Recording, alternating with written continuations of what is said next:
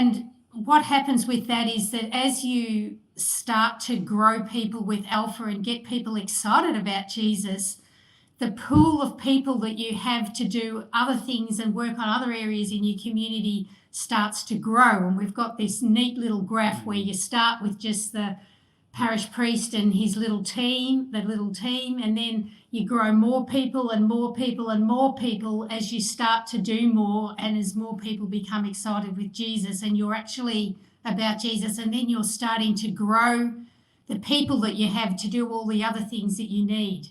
But if you start just trying to do all the other things that you want done, you're doing it with the same group of people because you haven't grown those new disciples yet.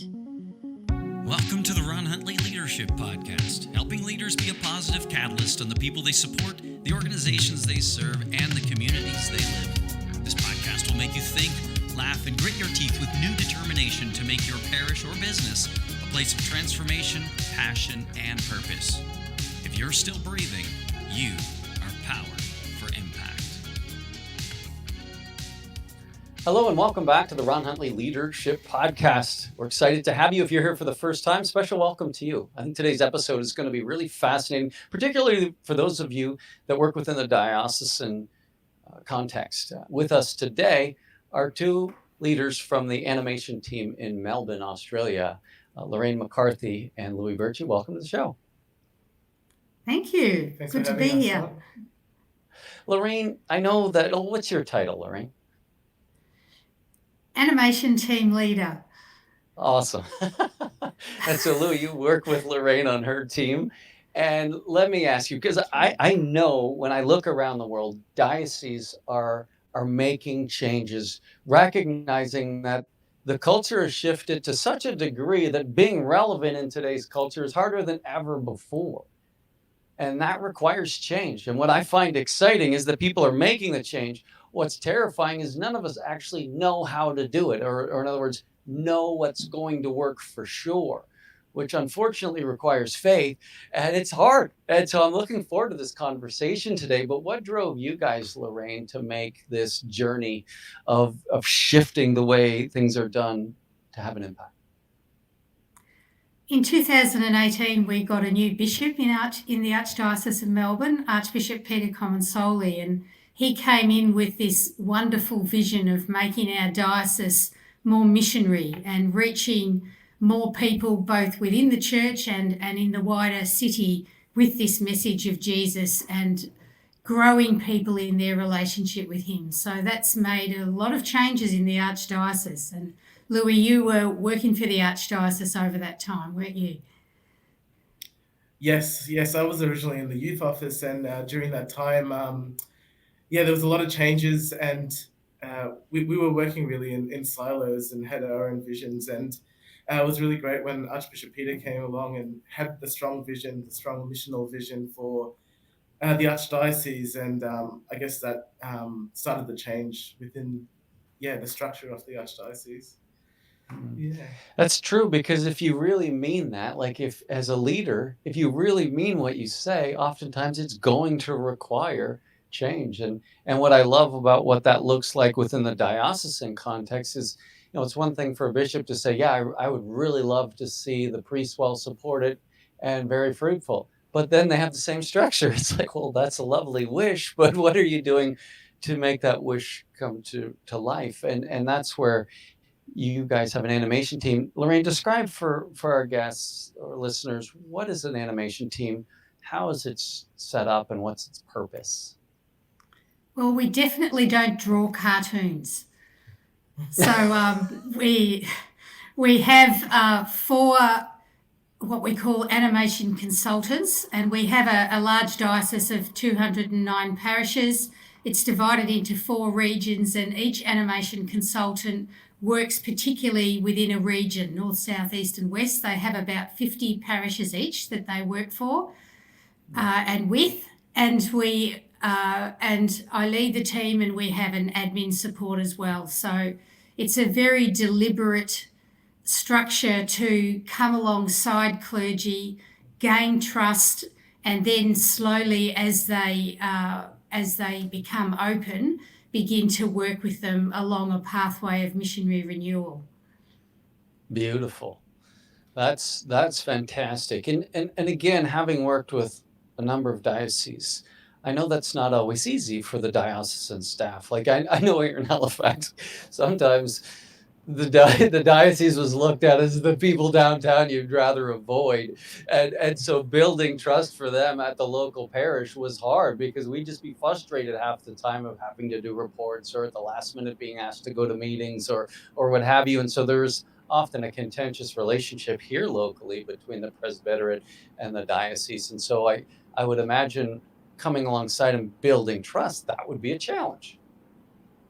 Especially in the middle of a pandemic, because our team started in February 2020, and Melbourne is the most locked down city in the world. So virtually for our first 2 years, we did the majority of our stuff online, and that was very hard, wasn't it, Louis?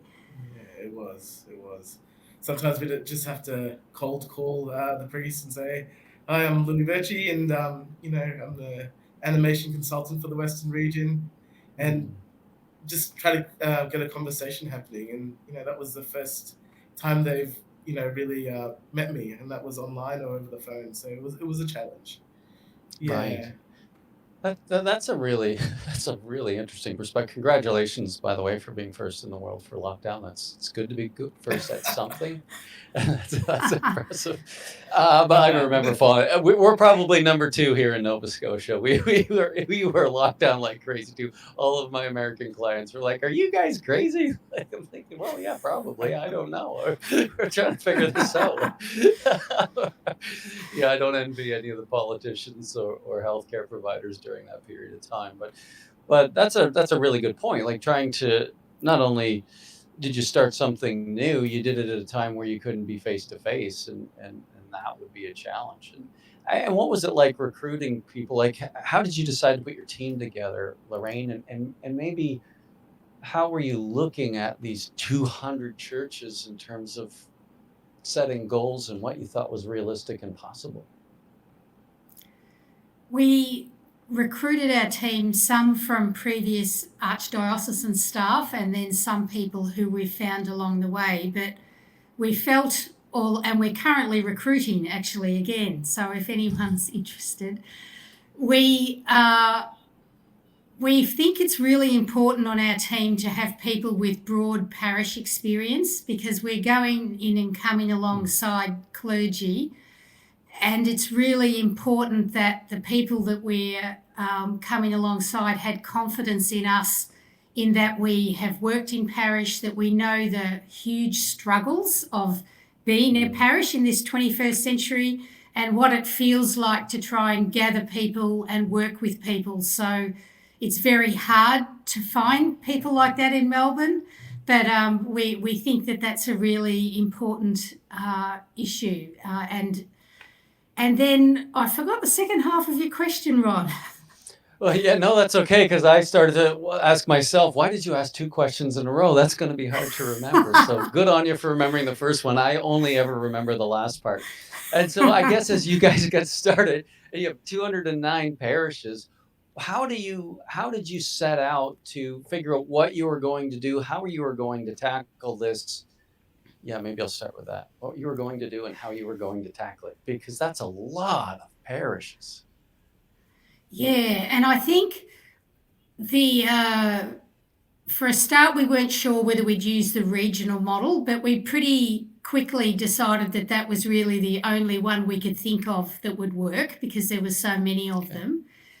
And then I guess we thought that we would try and meet everybody, but then we would perhaps prioritise our time with ones that we thought were a bit more open, that idea of disproportionately investing where the door's open. And that doesn't mean that we deliberately leave anyone behind, but we do try to be quite intentional about how we spend our time. And I think that that's been a successful strategy because we can see some parishes moving and then others see that and think, oh, maybe I might want to try that too. So there's a bit of, we couldn't say we've got a real lighthouse parish yet. We're a bit early for that. But we do have places that are moving a bit more quickly and other people that see that and think maybe I could try that too. Fun.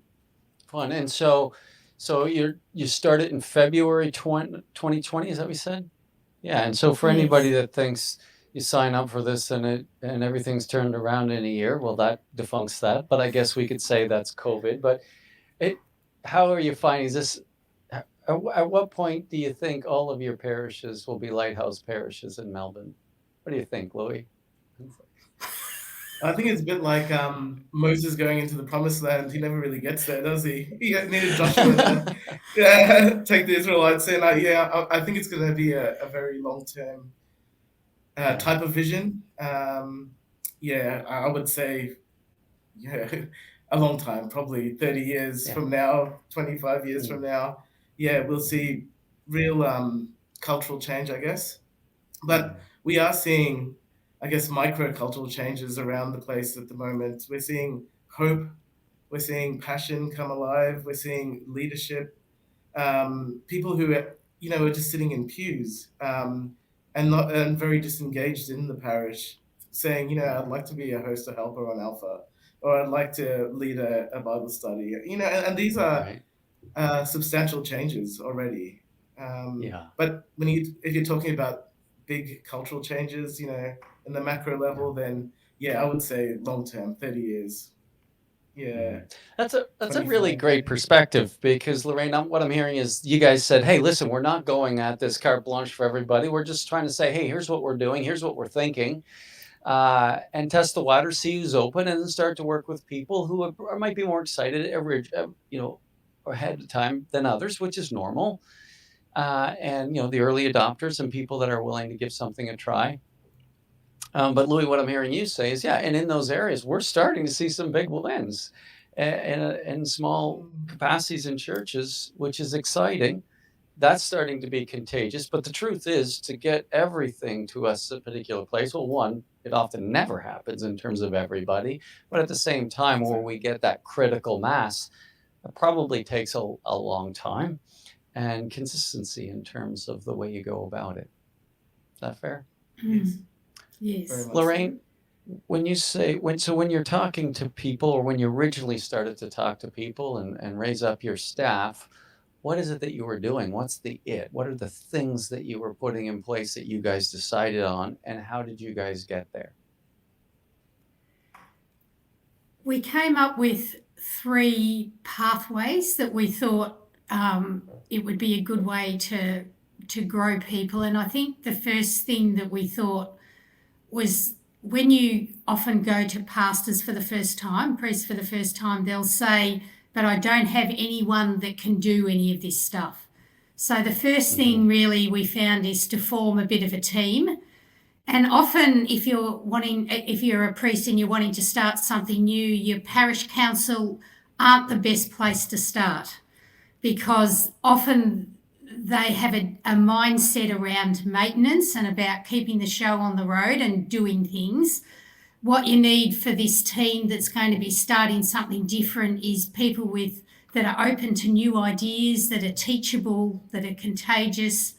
So to start a new team and to start to pilot an evangelisation tool, and we have quite a few parishes that have started with Alpha.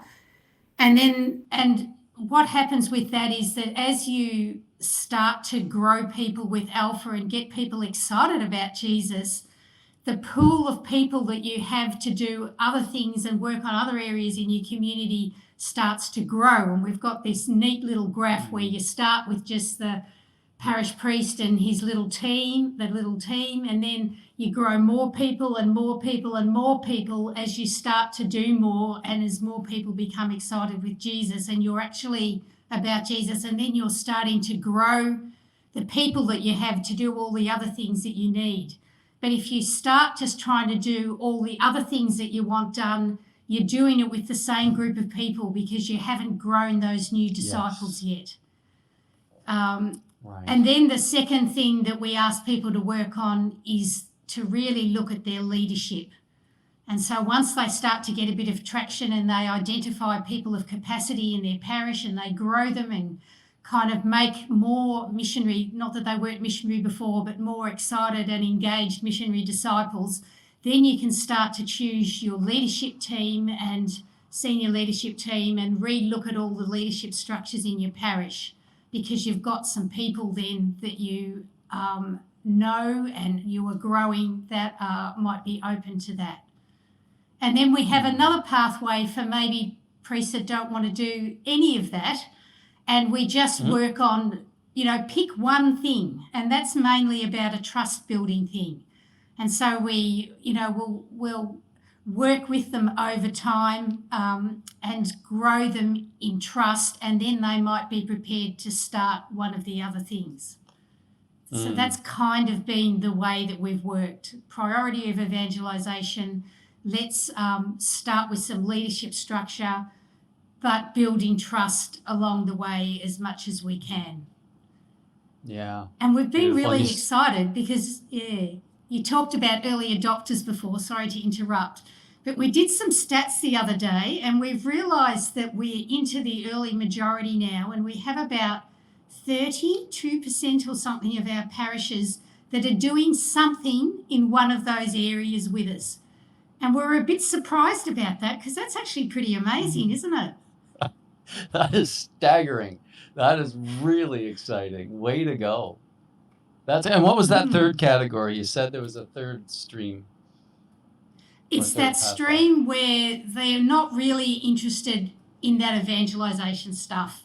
I'm happy with my leadership, but can you just help us with our parish council? Can you just help us with a retreat day? Can you just help us with getting something started, or give us some, with our RCIA?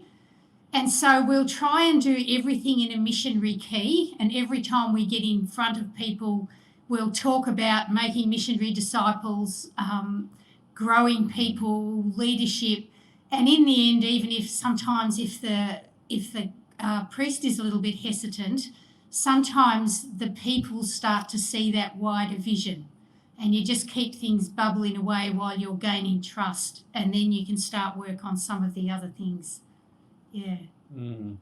That sounds like a very respectful approach, like very both strategic and respectful, because at the end of the day, it's the parish priest's decision as to the direction they're going to go and where they want to go and at what pace. And it sounds like you guys are presenting them with some options in terms of support, presenting them to them in a way that they can understand, but then the choice is theirs, and you'll work with them to the degree they will. I just think that's beautiful. Instead of demanding everybody as a bishop to do one thing, that rarely goes over well, is my experience. And so your approach seems to be much more respectful. I love that. So, Louis, one of the things that I find, Louis, you're on this animation team. You have one of the 4 regions. And so you've been there from the start in the diocese as the changes were taking place in terms of that structure, now over on animation. What's it been like for you as an animation regional coordinator? I just made that title up in case that's not your title. Vice president of the Western region. What have you seen in yourself, like starting that? I mean, it's tough. It's COVID, new bishop, new job. That must have been tricky. And then these hopes and dreams and goals, cold calling people. Like, what's that journey been like for you at the beginning? And then I want you to talk a little bit about where you're at now, because I know that those aren't the same 2 places, but I just want to give people who might be on this diocesan team or maybe starting a new job in this area a realistic understanding of what that journey might be like. It was tough at the start, very tough, because, as you said, and Lorraine was saying, COVID had a massive impact. We were cold calling. We couldn't have that, I do my best work when I'm in front of someone, and I didn't have that. So it was really hard to get any traction at the start.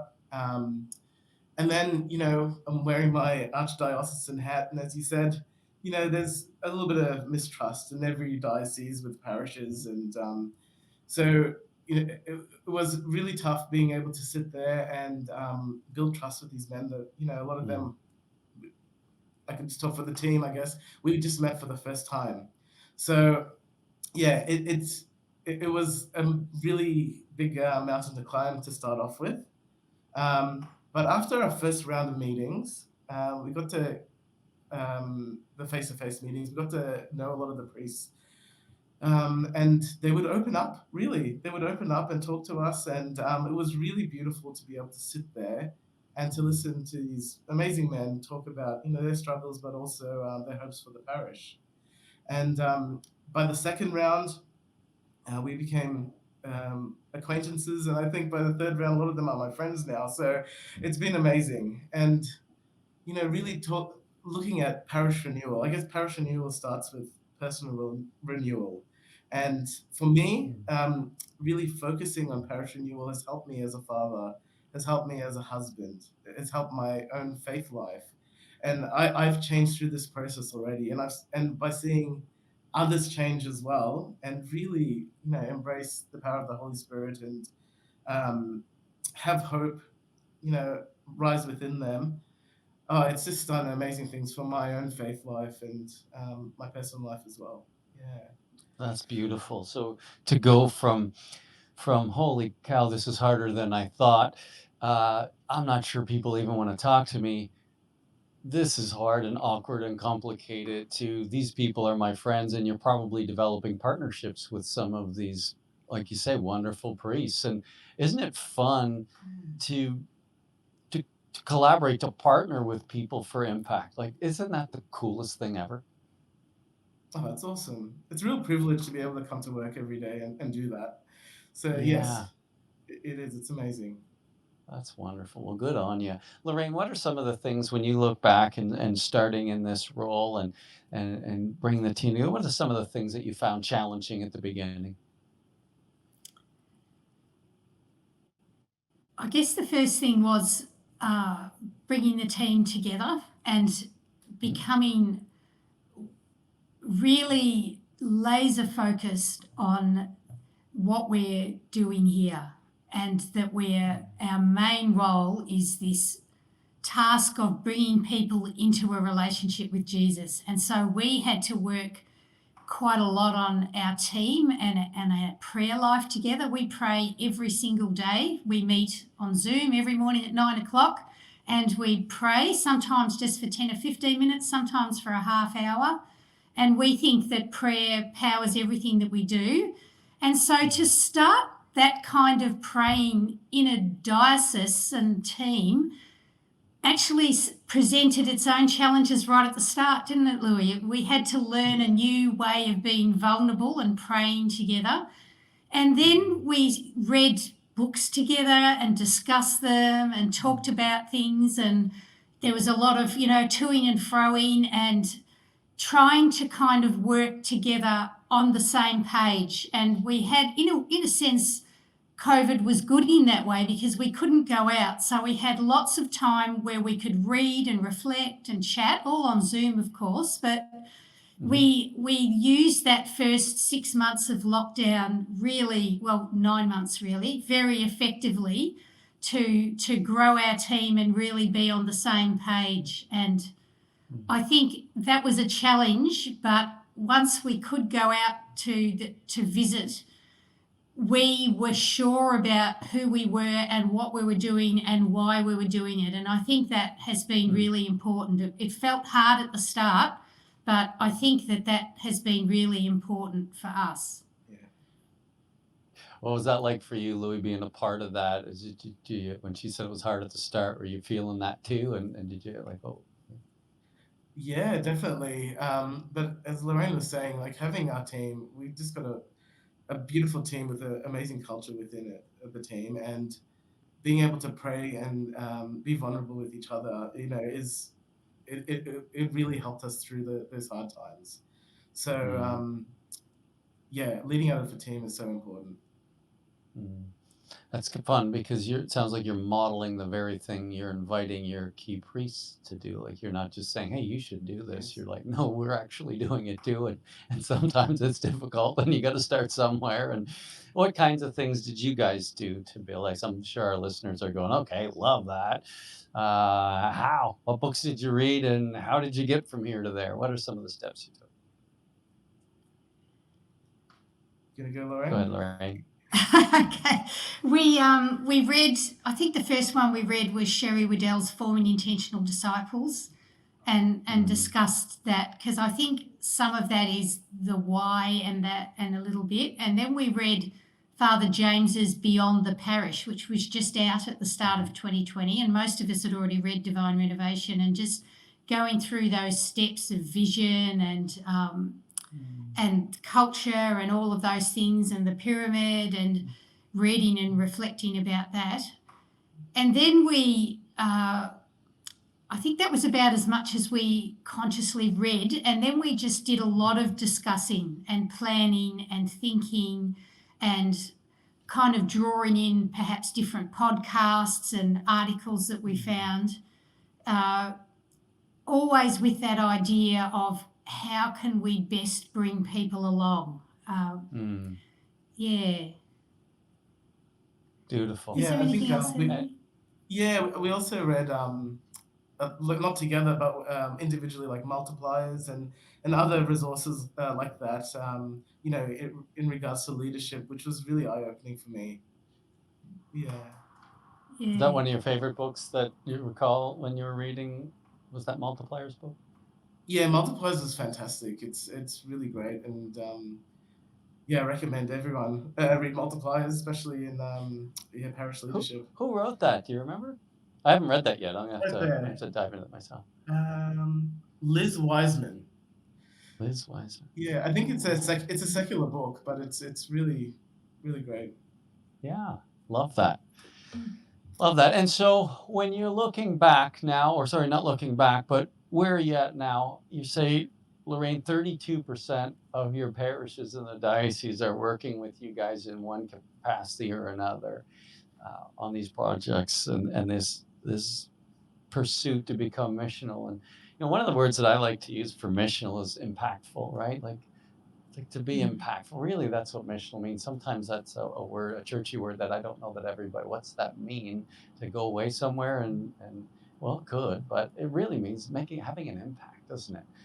Like, because we can just do church. Like, we're good at just doing church, but people are leaving, certainly in Canada, leaving the church in droves. I know at St. Benedict Parish, where it's my parish, and it's known to be a real front runner in innovation and impact and changing lives, and all of that is true.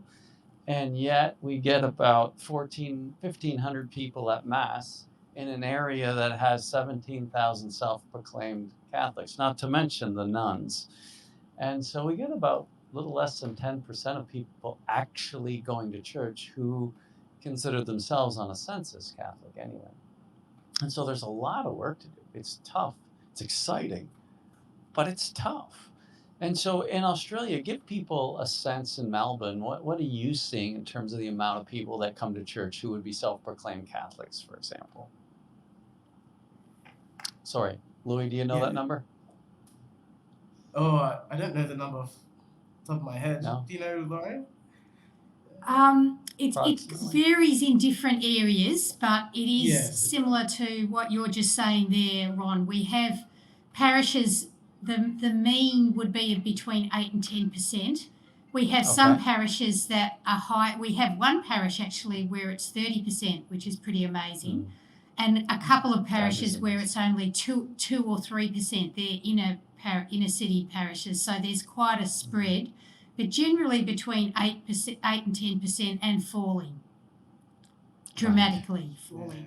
Especially since COVID. A lot of congregations are aging, right? They're getting older. Yes. Yeah, I would say even probably after COVID, it's probably closer to 5% now, so. Yeah, 5 to 8%. Yeah. So it just gives people, our listeners, a perspective in a sense. And so the urgency around the role that your team plays for your Archbishop to bring his vision to reality is really important. And again, what exciting numbers you guys have in terms of what other things are you doing? So you guys as animators are coming alongside, you're connecting with these priests, finding out who would like to work together and to what degree, and then you're engaging. What are some of the other things that you guys are doing, Lorraine, to come up alongside of churches and inspire people? Because I know you're doing a lot. One of the things that we worked out at the start was that priests often don't know how to do this. And we can come alongside them, but we're not global experts. So, one of the things that we've done is have a fairly, I suppose, I was going to say aggressive, but I don't mean aggressive, but we encourage them very strongly to consider leadership coaching, and you're our coach, Ron, but we invite them into that 6 fundamentals of parish turnaround group kind of start, and then encourage them into one-on-one coaching with you and the priest and their teams. And that's kind of a way for our clergy who say, look, we really don't know how to do this, that they can opt into something, very much opt in, that will help them to kind of have more impact a little bit quicker. And that the increase of uptake of that has been really pleasing. And I think the guys and the teams that are involved in that are finding that really helpful. Another thing that we've tried to do right from the start is have events where we try and bring vision into people, envision people. So in 2020, we couldn't do it in person. So we used COVID as an opportunity to get some amazing voices from around the world to speak into missionary renewal. And we had hundreds of people come to that, a lot of clergy and quite a lot of lay leaders. We didn't invite everybody to that. That was for clergy and leaders in parishes. And so that kind of, I think, planted a lot of seeds. And then in 2021, when we found ourselves in lockdown again for 4 months in the second half of 2021, we did the same thing again and got even more people than we did the first year. So and then this year we've been able to have those events in person. And once again, very targeted events for clergy who are open to something. Maybe they might not be sold on everything that we're doing, but that we think that they're open. And we invite them and their teams or people that they think they might want to come to a team to a day where they hear some really great talks on vision and making disciples, and they have an opportunity to discuss a bit. And we feel that those events have been quite successful. What's your take on that, Louis? Oh, very much so. I think, the content's always amazing and the speakers, but, getting them to talk to each other, there's a lot of power in that, I guess. And I guess a lot of people have exchanged phone numbers and they're talking to each other in their regions and talking about their experiences and their struggles. So, out of these larger events, this type of networking happens. So, content's been great, but this secondary type of fruit is very important as well. Man, that's cool. And again, just to summarize, because what I'm hearing and seeing such a strategic, I think you guys have been very, very realistic and strategic right from the very beginning in terms of, yes, your bishop he wanted to make a difference, and he saw the urgency and his heart bled for that. And so he didn't just have that perspective, vision, idea. He made the appropriate changes so that he could resource that idea and brought you guys to life. And you guys then began to double down on living the values yourself and forming teams and building trusts and growing in vulnerability and growing your skill sets, all the while connecting with people to do so very strategic. And then you have 3 pathways that you can bring to priests and offer them, which gives them the opportunity to opt in and to choose at what pace and what degree they want to engage in, which is very respectful. And not only that, you have opportunities for one-on-one coaching with their team, but beyond that, you're also doing events that are very strategic and specific, all with the same themes in mind. Like everything you're doing is intentional. Like literally, it's so cool. Way to go. And so when you look forward at when you look at what you've been able to accomplish in this last 2 years in your region, Llewy, are you happy with it? Are you discouraged with it? Like, where are you at? Like, how do you feel about the impact that you've seen in your region? Oh, it's just it's been very exciting, to be honest. Just to set the scene, I'm from the Western region, which is quite multicultural, and a lot of migrants have come in with their own cultures, but with their strong faith as well. So churches are quite full at the moment, and you know, in regards to things like Alpha, the Western region really never had Alpha, but there's 20 Alphas going on at the moment. In yeah, this year, which is huge, and we have quite a few on individual coaching with you, Ron, and a lot who have gone on to cohorts, which Lorraine could probably explain a little bit more about later. It's Sure. coaching with you, Ron, but with quite a group of priests. Yeah, there's been quite a few of them. The leadership pipelines are being created. Yeah, it's been really exciting to see people just being empowered into leadership, and to talk about the Holy Spirit, talk about being able to go out and preach the gospel to others, and bring other people in. Yeah, it's been amazing. It was hard at first, but we're just seeing a bit of traction now. So, in Corinthians, Paul said, Paul planted the seed, Apollos watered, and God makes things grow. God's definitely making things grow in Melbourne, which is really exciting. And we're just seeing the start of it, I guess. It's so easy to give in to discouragement and give up when things are hard. Like I've done all kinds of things. I just want to quit. It's like, God, this is too hard.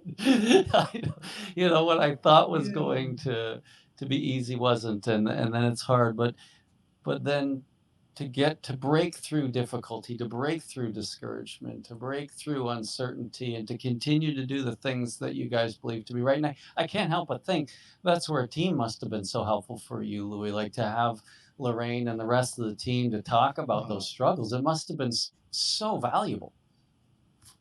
Yeah, very much so. It was amazing to go back and to get ideas about how to maybe approach a certain priest, or how to, from my type of leadership style is coaching, but we have very strong teachers in our group, and it's amazing to have that diverse diverse skills within the group. So, I can go over to a few of the others and say, what do I do here? The parish council wants me to talk about evangelization, and what should I do in the workshop? And it was really great to be able to come back and talk to Lorraine and the others about things. Yeah. About issues. And the way you guys are divided up in terms of your region, you also have a bishop that works in your region. I know Bishop Martin. I think he's at the new bishop school right now, isn't he? In Rome? He is. Is he waiting for that? Isn't that exciting? Yeah, that's awesome. So I'm sure that you guys will continue to do great things when he returns. That's just so fun. Lorraine, what was it like for you as you're, equipping your team to kind of, to go through those seasons of challenge and difficulty and uncertainty? What was that like for you? Sometimes it just felt really hard, I think, and discouraging. But I think we just kept doubling back down on why we were doing it, and what the vision is, what the Archbishop's vision is, and where we want to go. And I guess in a way we never expected it to be easy.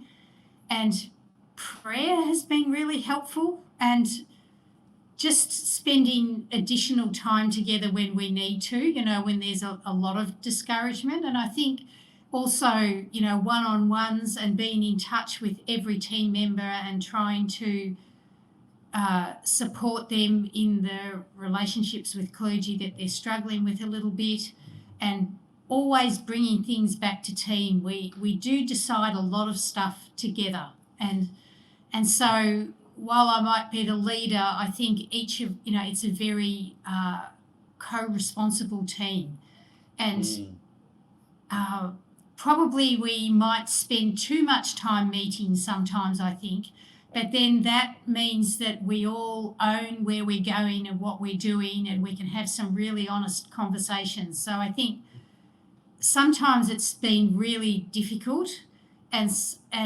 sometimes there's misunderstandings inside the team and sometimes with the wider team that we're part of.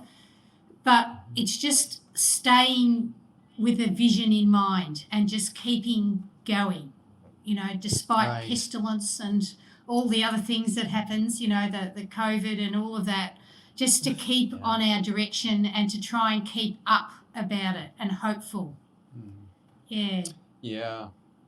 And I guess, that very concept of meeting with your team, meeting in a team, meeting with individuals, talking tactically about the issues they're facing. Again, all similar principles that you're inviting priests to consider as they learn to lead out of a team. And just like the pastors and priests, it's hard. Like, life throws curveballs. We are human beings, and so there can be misunderstandings or hurt feelings at times. That is the nature of relationships and leadership. And so, of course, that will be the case in the church or at the diocesan level. Like, welcome to life. Like, where there is people, there is misunderstandings, hurt feelings, uncertainty. But, I think Christ gave us such amazing tools to deal with that in terms of having the courage to confront issues and own our stuff, and to apologize and ask for forgiveness and all that fun stuff. And so, as I watch you guys do what you do, you really do model that very thing that you're inviting other people to, which I think is fun. So when you look forward, what are your hopes? Like, does the bishop, how does the bishop look at what you're seeing in terms of these lives starting to change? 20 alphas out from 0 in one region, and the impact you're starting to have. Is he aware? Is he starting to see the hope that's rising in these churches, or is it still too early before he kind of gets a sense of that and can get excited about that? Where's that at? I think it's a little bit too early for him to see very much, but I was at a meeting this week actually, and we were able to talk about some of this early take up, and I think there was a sense that nothing much was happening, because so much of what we do is, I think you often say, Ron, that things only move at the speed of trust, and sometimes trust is really slow. But we've found that this year, when we've been able to go out and get started, that there's a new openness with clergy, because people aren't coming back in pre-COVID numbers, and maybe people that thought we could keep going the way we've always gone 2 years ago, the case for change is almost, you can't argue with that anymore. And I think there's very much a sense that the Archbishop's been getting from the meetings that he's been in with clergy and the Council of Priests and all of that, that there's a sense that people are ready to do something now. And I was just looking at a comms that's going to go out soon, and the tagline is "We're ready." And there's that sense of, there's been a time of tilling the soil, and it's been really hard work, and often we've felt like we're stuck in the weeds, or we're bogged, which is an Australian thing when your wheels are spinning in the mud or the sand and you can't get moving. It's snow for us in Canada, but I get it. That people are ready now to move, and there's a sense of momentum starting, and he's starting to feel that a little bit too. And I think that's very exciting, especially Beautiful. for us, because we've kind of felt a bit bogged. I remember working with a large diocese for a period of time, And I remember the diocesan staff, like they had a very successful fundraising campaign to fund different positions within the diocesan structure and change. And so some of their large donors were putting a lot of pressure on them to see results. And I remember working with the two people that were responsible for driving this whole initiative. And they kept coming back to me and saying, remind us again what, because it gets so much pressure from these people, they just fall apart. So they call me again and we'd have another conversation and they'd get all buoyed up and they'd understand again. And then a few days later, I'd get another call. It's like, oh my gosh. Um, I didn't really anticipate that. And I'm sure they didn't either. But there was a lot of pressure to get results quickly.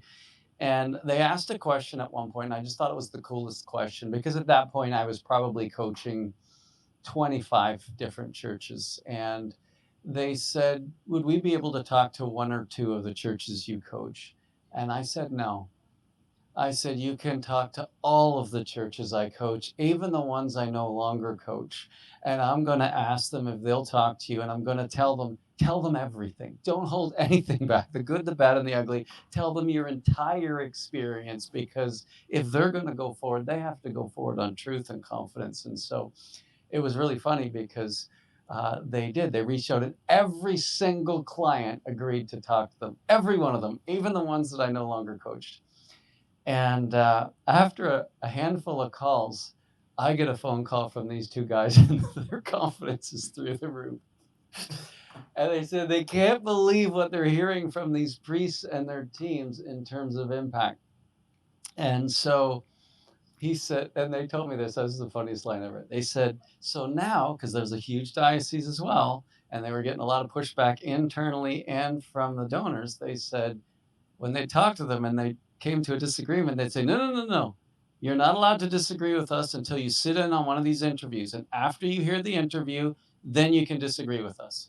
And every single time a person sat in with them, they walked away and had no questions because they could see in the eyes of those priests who began to apply these principles over and over and over again that it was absolutely 100% changing their lives and giving them confidence and joy and peace and impact they've never had in their lives. And so it does take time, but it also works. And what you guys are doing, and I know, in one sense, you probably see all the people that you haven't impacted yet, or and even the ones that you have that's probably fragile. It's not like a raging fire. It's like, oh, we've got some smoke, like, and they're all in different places.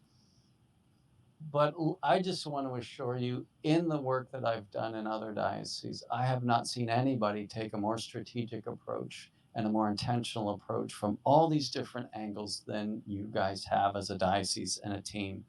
And so I just want to say congratulations. And I know it's hard. I know it's hard. And you guys are doing some great work. Louis, you've one of the things I love, again, Lorraine, that you guys have been open to doing and willing to doing is having, not only are you guys coming alongside of churches to the best of your ability, but you're giving, when it makes sense and when it's possible, space for your animators in their parish, if they're asked, to be a part of a leadership team. And Louis, I know that you're a part of a leadership team that's receiving coaching. And so not only are you coming alongside of churches to help them, you're also on the receiving end of working with a pastor and receiving coaching. What's that been like for you? Yeah, receiving coaching from you, Ron, it's been amazing because it is actually quite messy at the start of this, I guess, transition into a more missional type of pathway because, in terms of structures and in terms of your vision, like how do we go about this? And being able to sit in our team and getting coaching from you, Ron, it's actually pulled everything together. And we've got a long way to go. It's a tip of the iceberg, but we're starting to understand like the process and what our vision is, and we're on the same page. This has taken over a year now to be able to do that, and we've got a lot of work to do as well. but yes, it is quite messy. Like, what do we do with the parish council? What do we do? Like, we have a leadership team now. We have this other group here. Like, what does that look like in the long term? And how do we get there? So all of these questions we've been wrestling with, and we've brought to you, Ron, and we've sat with you and spoken about it, and that's been very helpful. So yeah, I gotta say it's very messy at the start, and it's sometimes easier to throw in the towel and walk away, but you just got to push through it. And as I said, it's taken about a year to get to the stage that we're at, and we're still very early in the journey. Mm. And I wonder what that sounds like for our listeners. Like, what, a year into it? Tip of the iceberg, early in the journey? Really? A year? It's like, yeah, really. And we've spent a lifetime doing church the way we do it now. Culture doesn't change overnight.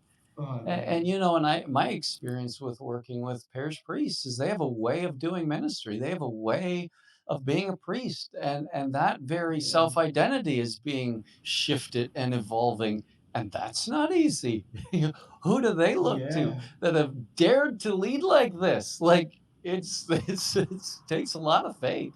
And so kudos it does. to Father Richard and the other folks in Melbourne and around the world who are learning to do this differently, daring to try to do something differently. And I think what's exciting is he gets to empower great people like you and the other people on your leadership team to take a different level of ownership. And let's face it, Yes. you guys have unbelievable capacity and competency. And so often in the pews, these people are there, but they're not engaged because we don't know how to engage them. And all of these priests, I'm thinking about one priest in particular, I won't say his name, but you know who I'm talking about. And he really didn't have anybody. And it took him a long time to start coaching and to get a team. And Louis, I know you've been instrumental in encouraging and supporting and that's what I love about working with you guys is that it's that we're all in this together. And now the team he has is so good it's unbelievable. And how Yeah, that makes him feel as a priest is I see it all over his face. It's transforming him. But that took a while to get there, didn't it? it did. Yes. Yeah, and as you said, it takes courage for priests to be able to say yes to this as well. I think some priests might think that their authority is diminished as well in this leadership team, but that's not the case. Not the case at all. You know, it's the case of, you know, 4 heads or 5 heads are better than one. You know, to be able to make decisions, but the authority does not diminish for the priest. And No. so the priests who are the early adopters, you know, they've been very courageous, and yeah, very lucky to have the amazing men to be able to do that in Melbourne. Yeah. Yeah, that's so wonderful. Lorraine, what's it been like for you? Because I know part of your background is you used to be responsible for Alpha in a Catholic context for all of Australia. And so to see these many parishes beginning to uh, pilot and run Alpha as a tool for evangelization, how's that felt for you? It's very exciting. And the thing that I find most exciting is watching people's faith and their faces kind of light up and kind of come alive and get sent. And the power of Alpha to do that is just amazing. And so priests kind of sometimes, you know, get a team together and start something with not a lot of hope. But then when they see the change it makes in people, and they see the renewed commitment to faith, and they see people really having a relationship with Jesus for the first time, you know, from outside the church or even people sitting in their pews, it gives them hope, and I just love seeing that. And we're really excited for the stories that are going to start to emerge in time that we'll be able to celebrate through our diocesan comms, because that it's kind of then we're sort of showing the change that we want to see through testimony and all of that. So we're hoping to really begin to push into that as we begin to see the changes, which are just starting. Yeah, it's so normal to want to take structures and shift them or programs and put them in place and But boy, that's harder to do if people haven't had a different encounter or experience. But when people encounter Jesus and are filled with the Holy Spirit, all of a sudden that's like a lubricant.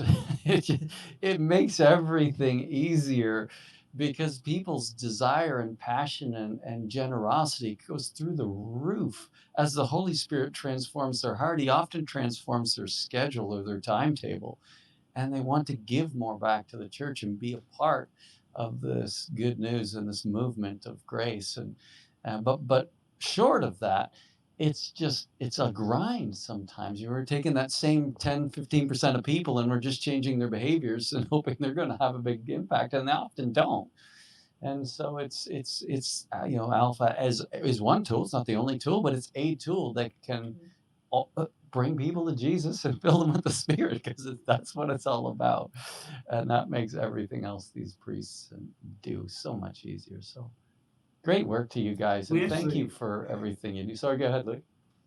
No, I was going to say, sorry to jump on, but we have a guy in the leadership team in my parish, and he said he's been a Catholic all his life, but he's only come to know his faith and become really passionate about his faith since he's been on the leadership team, and he's 60 years old.